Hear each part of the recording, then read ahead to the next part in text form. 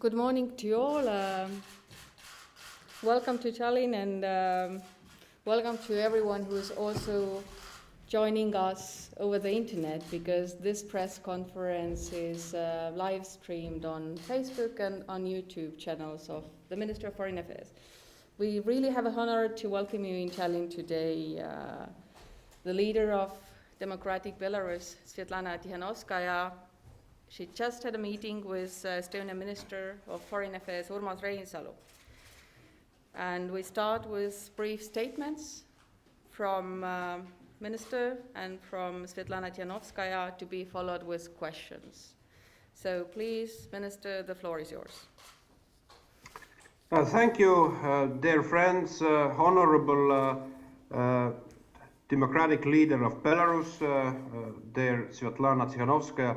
It is a truly privilege to receive you here today in Tallinn. And let me stress again that Estonian Republic, all Estonian people admire the bravery of the people of Belarus to stand for the rights to choose their path. And we have followed with great concern the massive violence what the Lukashenko regime has used against its own people. And my first message is that these persons who are guilty of such an illegal, massive use of violence against the peaceful protesters need to be taken into account. This responsibility is fully personal, and fulfilling illegal order against innocent civilians does not anyhow free from accountability. And my second message is clear that people of Belarus deserve free and fair new elections, and this is the only and clear beginning of the peaceful political process of transformation. Today it is an important moment where Estonia is presiding over United Nations area format meeting on very important issue of media freedom in Belarus. And we are doing it together with France, Ireland, Norway, United Kingdom, United States, Belgium, Canada, Denmark, Finland, Germany, Iceland, Latvia, Lithuania, Poland and Ukraine. And the first rapporteur will be indeed giving the view on the situation will be Madame Tsikhanouskaya, and also the rapporteurs will be Mr. Stanislav Ivaskevich, who is an investigative journalist and producer at Belsat TV, and he was also detained shortly before the presidential elections in Belarus and twice afterwards.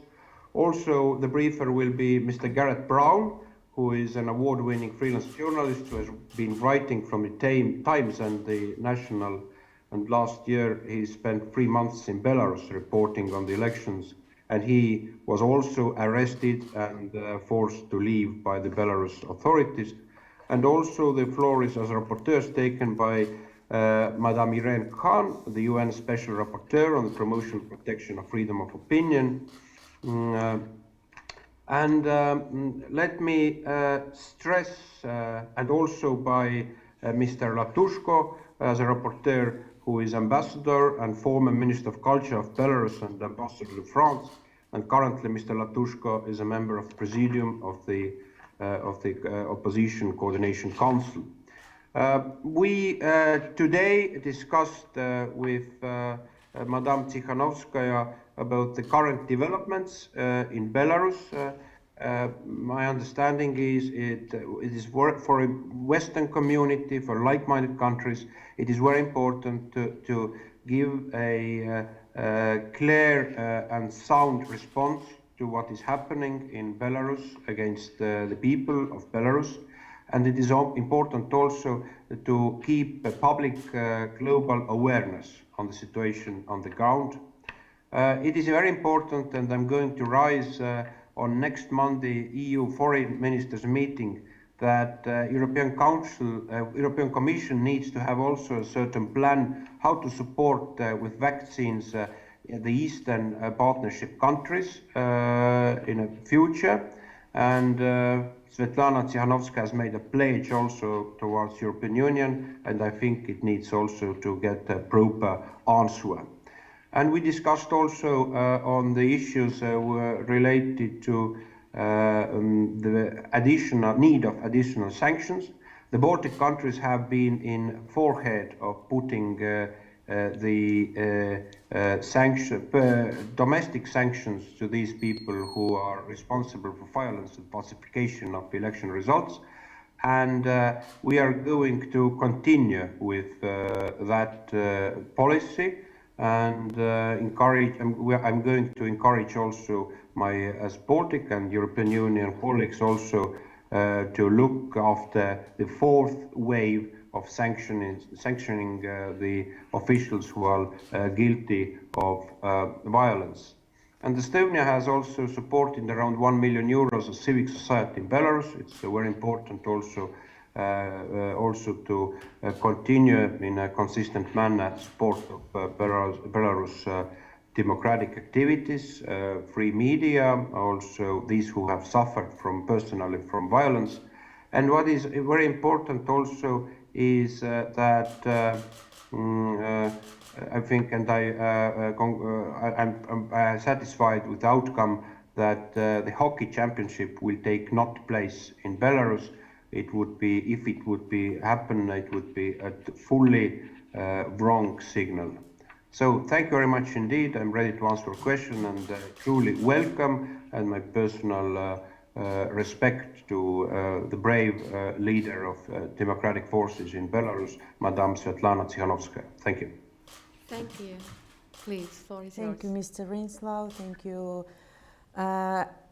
I came to Estonia only with the words of gratitude to leaders for your wonderful country, to the people who are supporting Belarusians in our really tough fight for our rights, for future free and safe and democratic Belarus.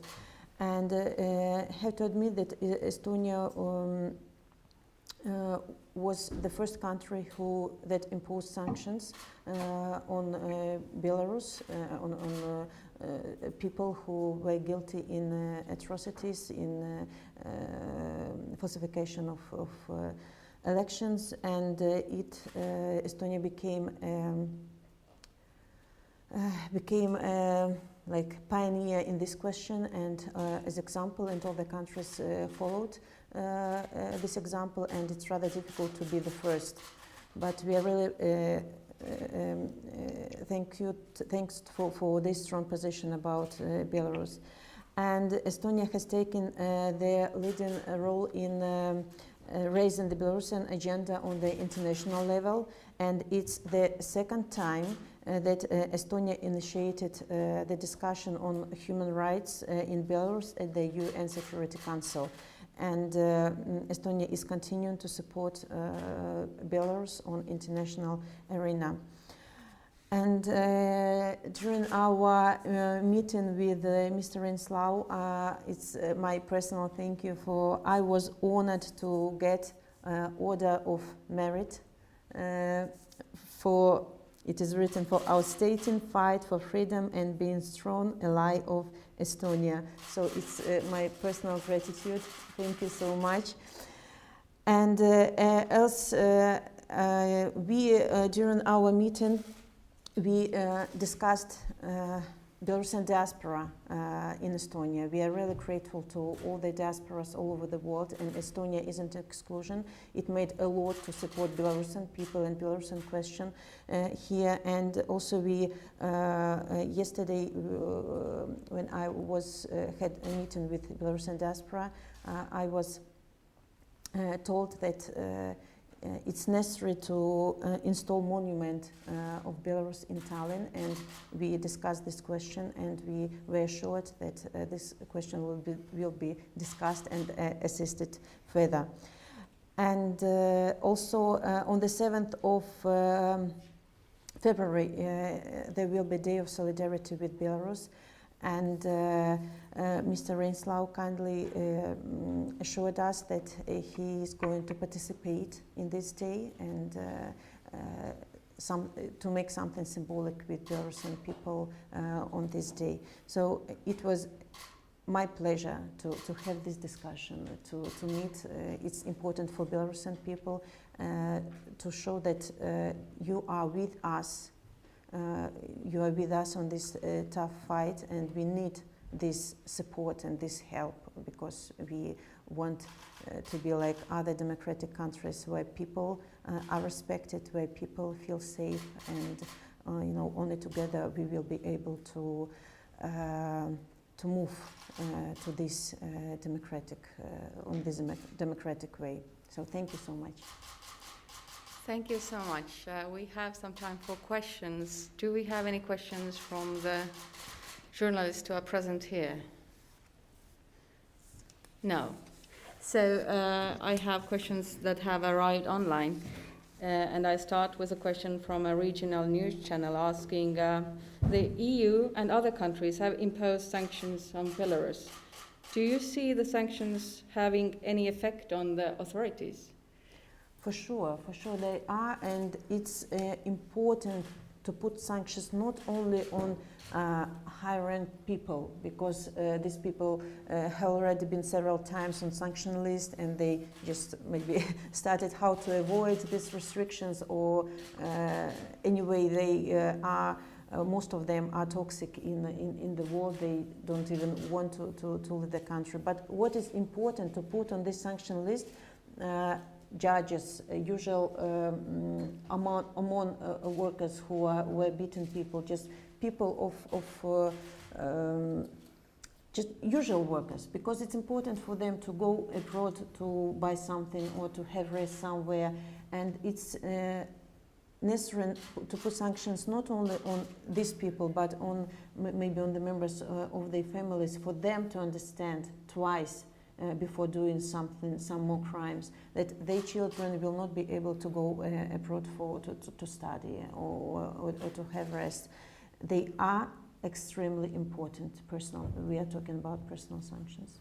Very good. So there is next question from Delphi, the news agency from Karel Gressa. So he says, in August there were reports of widespread torture of protesters. Is the regime currently showing more restraint, or are we simply not hearing about it? So in August there were reports of torture of protesters, and now we hear it less. So is there less of torture and repressions, or we just don't hear about it? I think that after the election day, the tortures were so evident, they were more like physical. Now, all those people who are in jails after the election day, and I have to admit that now it's about not about 178 political prisoners in jails, and about 1,000 who are still in jails for just without any guilt. But they every day in jail they are. Подвергаются пыткам. Will you help me? Sorry? Yes, suffering from tortures, and they are humiliated there. Mm-hmm. They are, they have no soap, they have no water. We know that COVID positive people are put in different cells to infect others, and it's everyday humiliation of people. They may be not being tortured physically very roughly, but it's innocent people who are sitting there, and they have to suffer from this attitude to them in jails just for nothing. Isn't it torture? It is. Thank you. There is a question to Urmas Reinsalu, the Minister of Foreign Affairs. What can West do more than just be concerned?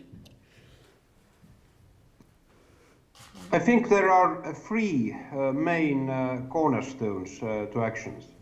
The first is indeed to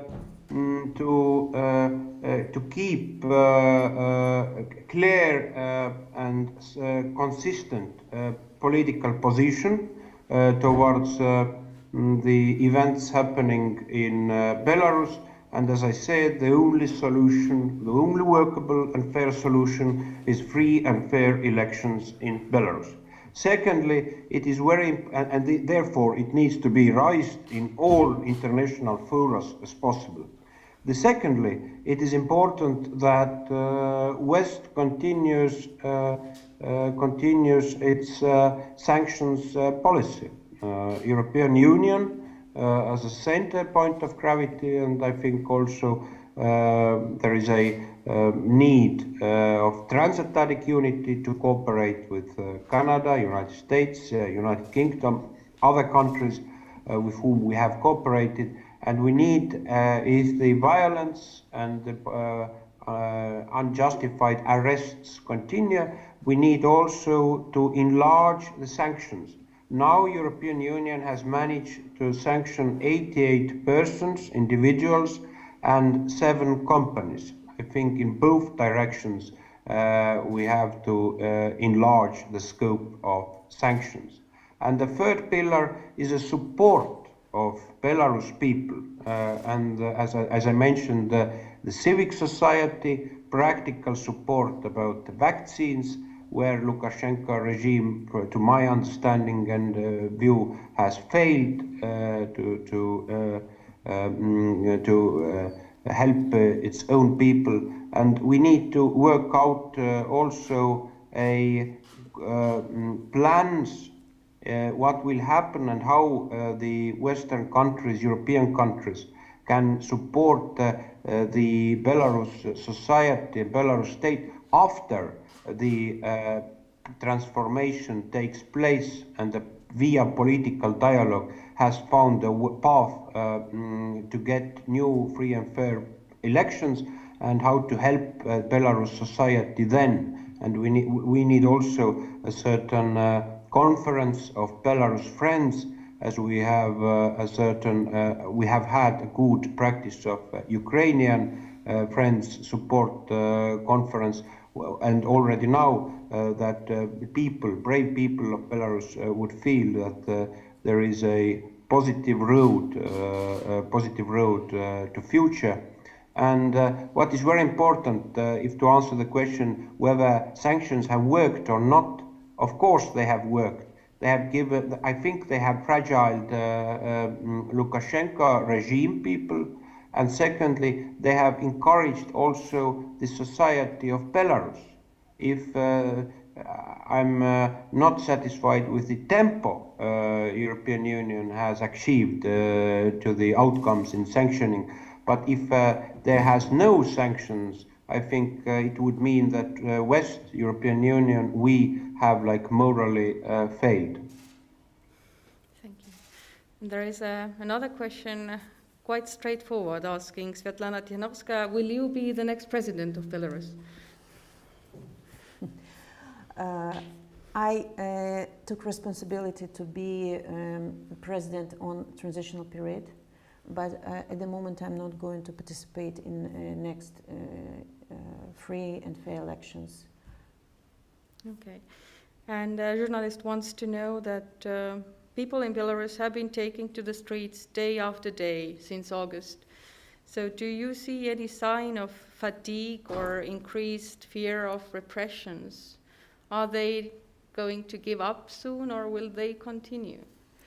No, despite of all this cruelty, despite of all the repressions and violence from this regime, people are not going to give up. For sure, people are continuing to struggle. Maybe their tactic is different now, and you have to understand it's winter, but people use every day to strengthen these structures, to work on connections, to work on international connections, to raise up the question of Belarus on international arena. And it's the will that will not be changed, the will of people for changes, for respect, for dignity, and for sure people will stay strong till our victory. Thank you. Are there more questions from the room? If not, we are finished with our press conference, and I invite everyone to join us at 4 o'clock for a UN Security Council informal area meeting on Belarus media freedom. Thank you.